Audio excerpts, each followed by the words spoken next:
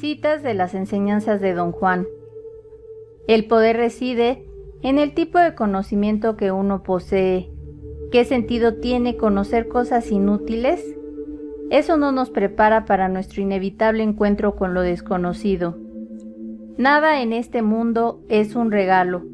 Lo que ha de aprenderse, debe aprenderse arduamente. Un hombre va al conocimiento como va a la guerra, bien despierto, con miedo, con respeto y con absoluta confianza. Ir de cualquier otra forma al conocimiento o a la guerra es un error, y quien lo cometa puede correr el riesgo de no sobrevivir para lamentarlo.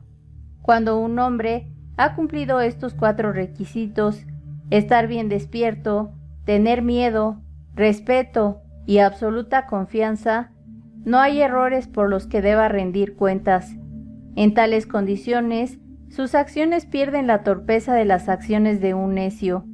Si un hombre así fracasa o sufre una derrota, no habrá perdido más que una batalla, y eso no le provocará lamentaciones lastimosas. Ocuparse demasiado de uno mismo produce una terrible fatiga.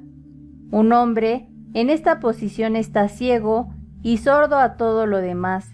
La fatiga misma le impide ver las maravillas que lo rodean. Cada vez que un hombre se propone aprender, tiene que esforzarse como el que más, y los límites de su aprendizaje están determinados por su propia naturaleza.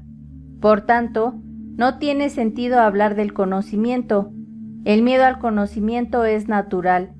Todos lo experimentamos, y no podemos hacer nada al respecto. Pero por terrible que sea el aprendizaje, es más terrible la idea de un hombre sin conocimiento.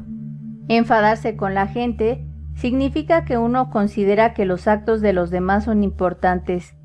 Es imperativo dejar de sentir de esa manera.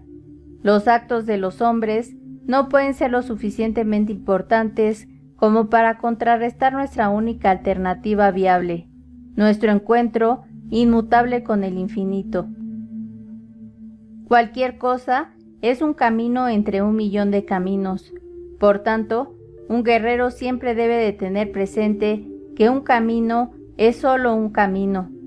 Si siente que no debe seguirlo, no debe permanecer en él bajo ninguna circunstancia. Su decisión de mantenerse en ese camino o de abandonarlo debe estar libre de miedo o ambición. Debe observar cada camino de cerca y de manera deliberada. Y hay una pregunta que un guerrero tiene que hacerse obligatoriamente. ¿Tiene corazón este camino? Todos los caminos son lo mismo, no llevan a ninguna parte. Sin embargo, un camino sin corazón nunca es agradable. En cambio, un camino con corazón resulta sencillo. A un guerrero no le cuesta tomarle gusto. El viaje se hace gozoso. Mientras un hombre lo sigue, es uno con él. Existe un mundo de felicidad donde no hay diferencia entre las cosas, porque en él no hay nadie que pregunte por las diferencias. Pero ese no es el mundo de los hombres. Algunos hombres tienen la arrogancia de creer que viven en 2 mundos, pero eso es pura arrogancia. Hay un único mundo para nosotros.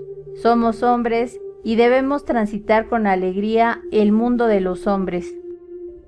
El hombre tiene 4 enemigos naturales: el miedo, la claridad, el poder y la vejez.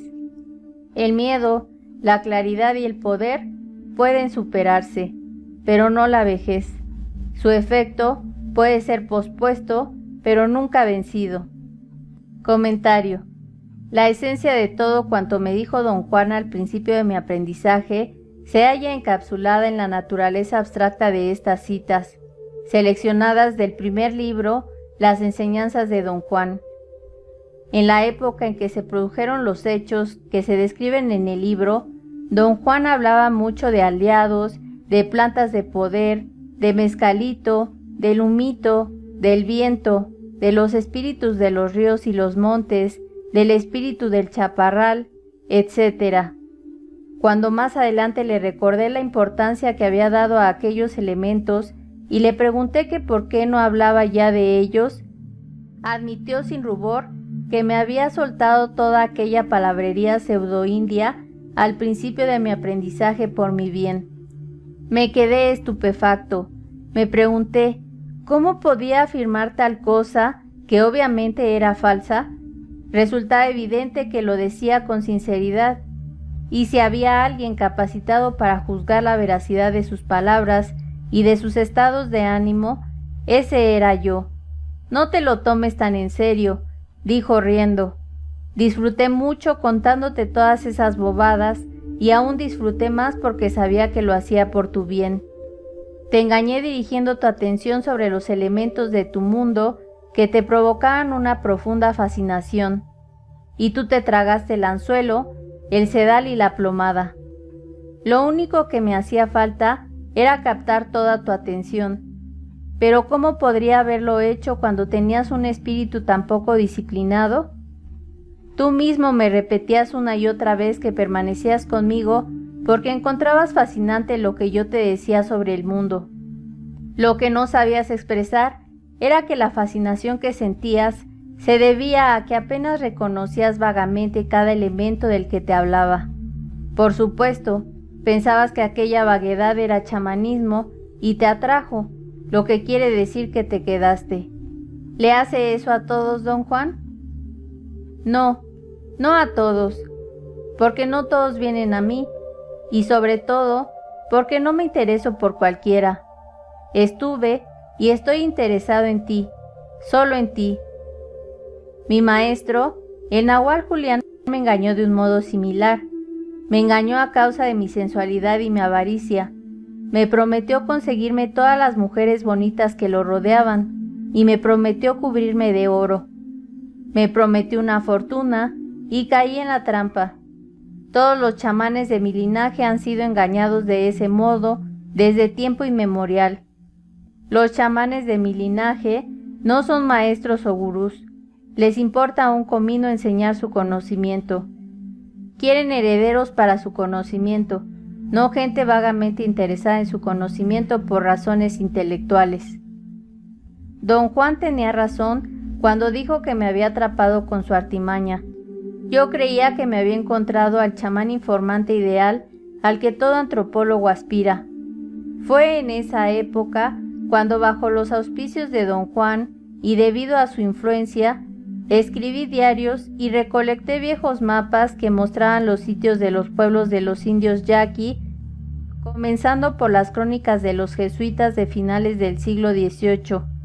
Registraba todos esos sitios e identificaba los cambios más sutiles, y me preguntaba y sopesaba por qué se trasladaban los pueblos a otros lugares, y por qué se disponían de forma ligeramente distinta cada vez que se reubicaban.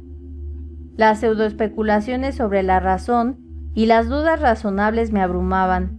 Recopilé miles de páginas llenas de posibilidades y notas abreviadas, extraídas de libros y de crónicas. Era un perfecto estudiante de antropología. Don Juan me animaba en mi fantasía tanto como podía. No hay voluntarios en el camino del guerrero, me dijo don Juan a guisa de explicación. Un hombre ha de ser forzado a seguir el camino del guerrero en contra de su voluntad. ¿Y qué hago con las miles de notas que recopilé a causa de sus engaños, don Juan?, le pregunté entonces. Su respuesta me conmocionó. Escribe un libro sobre ellas, respondió. De todos modos, seguro que si empiezas a escribirlo, nunca las utilizarás. Son inútiles, pero ¿quién soy yo para decírtelo? Averígualo por ti mismo. Sin embargo, no te propongas escribir un libro como lo haría un escritor. Proponte hacerlo como un guerrero, como un chamán guerrero. ¿Qué quiere decir con eso, don Juan? No lo sé. Averígualo por ti mismo. Tenía toda la razón. Nunca utilicé aquellas notas. En cambio, y sin que yo lo pretendiera, me encontré escribiendo acerca de la existencia de un sistema de cognición diferente y de sus inconcebibles posibilidades.